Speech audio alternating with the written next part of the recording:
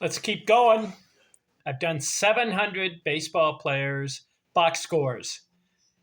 I'm going to keep going down the career batting average list. Ken Arzone here, Vista, California. I'm looking at Wednesday, December the 31st, 2025. Last day of the year. How about that? Okay, let's hit 4 or 5 guys on the career batting average list. I'm in the 270s. First guy, Ryan Klesko. Have you heard of him? I have. Played for Atlanta, Padres, the Atlanta Braves, and the Padres. 16-year career, 279 career batting average, too low for me. Got 1,564 hits in 16 years, about 100 hits a year. Had 278 homers. This high, he had a 34 home run campaign, 1996. Had one season where he scored 105 runs. That's good. That was 2001. Then he had one season where he had 100 RBIs. That was 2001, 113. His highest batting average, had a 310 one year and a 300.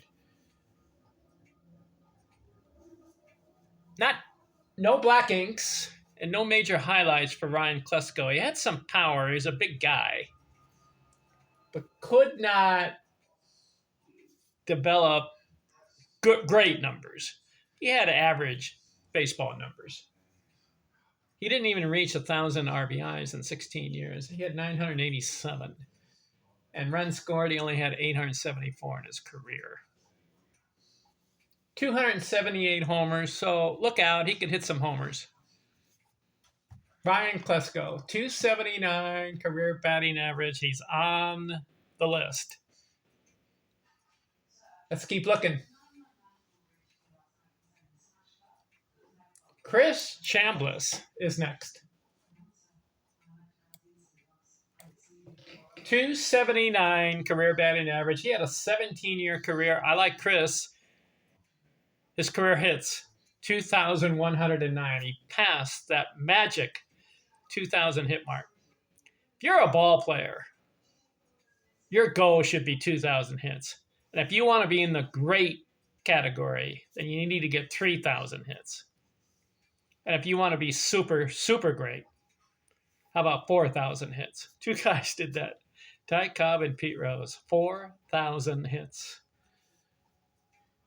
So Chris Chambliss, 17-year career. Let's see, I'm looking for his highest hit total. He had 188 in 1976. His highest run scored, didn't get to 100. He had 90 one year. RBIs, didn't get to 100. His highest was 96. His highest batting average, 311. That was in 97 games. So Chris Chambliss, 2,109 hits, but he didn't get to the 1,000 RBI mark or the 1,000 runs scored mark. RBIs, 972 career, runs scored, 912. So Chris Chambliss passed the 2,000 hit mark. That's good. Next on the list. Keep going down here. Let's see.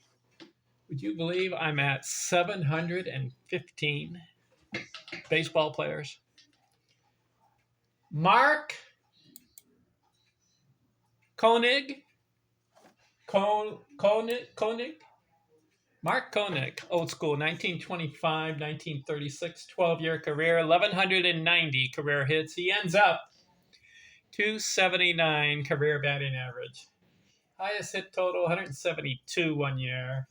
His highest batting average, he had a 319 in 1928. Ends up 1,190 hits, 12 years, 100 hits a year.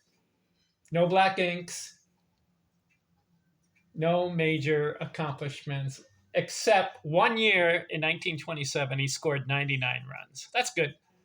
You get to 99 runs. His highest hit total, 170. 172. Excuse me. Played in 1920s and 30s. Mark Koenig, 279 career batting average. Next on the list, Mike Lowell. I've heard of him. He was on Florida team, right? Yeah. Florida Marlins, Mets, Boston Red Sox. Mike Lowell. 13-year career, 1,619 hits. His highest hit total, 175, 2004.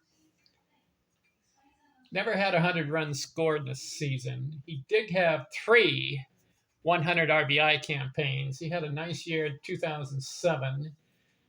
120 RBIs, batted .324. His highest home run total, 32 in a season. Ends up at 223 homers. 1,619 career hits in 13 years.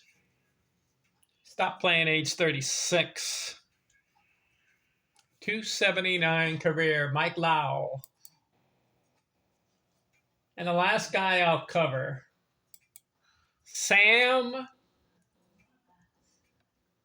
Mertes. Old school, 1896 through 1906. 10-year career. But listen to this. In 10 years, 1,227 hits. That's 122 hits per season. He had a high of 154. Sam Mertes scored 100 runs in 1903. This was a good year. Listen to this. 1903 campaign, Sam Mertes. 100 runs scored, 145 hits, 32 doubles, led the league. 104 RBIs, that led the league. 280 batting average. Never batted 300, so he ends up 279 career. But I like the 1,227 hits in a 10-year period. If you double that, let's say he played 20 years, he'd be about 2,400 hits if he continued the same pace. Some guys have a good ratio of hits per game played. If you can average, listen to this. Let's say you played 20 years and you got 150 hits per season average. You play a 162 game season and you get 150 hits. So you're getting about a hit a game, give or take. If you could do that for 20 straight years, that would be 3,000 hits. Very few guys are able to do it. Average 150 hits per season. Now, did you know that Ty Cobb ended up with 4,189 hits? He played 24 years. But you know what he averaged? He averaged about 180 hits per season in his 24-year career. Of course, some of those years he had like a half a season, but then other seasons he just had like 220, 230, 240 hits. So his average over a 24-year period was 180 hits per season. How about that? That's how he got to 4,000 hits. Pete Rose was less. Pete had 4,256 hits.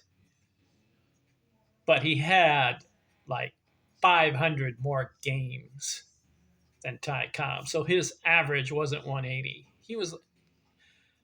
Pete Rose was about the 160 hits per season average. 165, right in there. And that's how he got up to 4,256. Incredible. All right, that's who'd we cover in this video. Let's recap. Ryan Klesko, Chris Chambliss, Mark Koenig, Mike Lowell, Sam Mertes. I'm up to 700, according to this list I've got. On my YouTube channel, I am up to 717 baseball players I've covered in box scores. How about that? Just do a couple of videos every day and you do it for 18-year period, which is I've been on YouTube for 18 years. 717. And that's just everyday players. My goal after I want to get up to 1,000 players, cover 1,000 baseball players on the career batting average list. After I'm done with that, I'm going to go to pitchers. And there's like 300 or 400 pitchers on that list with the wins list. Start with Cy Young's 511 wins and go down the list. That'll be a labor of love. Talk to you later. I'll keep going. I'm out.